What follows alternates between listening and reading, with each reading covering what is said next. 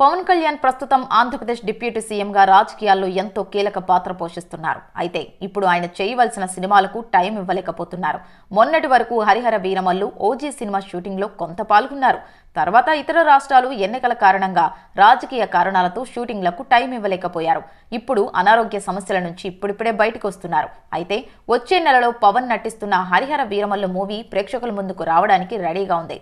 ఈ సినిమాకు సంబంధించిన షూటింగ్ కూడా పూర్తయినట్లు క్లారిటీ వచ్చింది.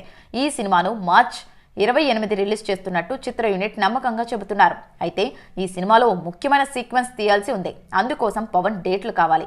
అయితే పవన్ ఇప్పట్లో షూటింగ్కి వచ్చే అవకాశాలు కనిపించడం లేదు. ఈ నెల 24 నుంచి ఏపీ అసెంబ్లీ సమావేశాలు మొదలు కాబోతున్నాయి. ఇంకిప్పుడు పవన్ ఇంకా బిజీ. మార్చి 2వ వారంలో డేట్ ఇచ్చినా అనుకున్న సమయానికి సినిమా పూర్తి చేస్తారా అనేది మాత్రం అనుమానం. ఇప్పటికే సినిమా చాలా ఆలస్యమైంది. పవన్ ని తెరపై చూసి చాలా సంవత్సరాలు అవుతుంది.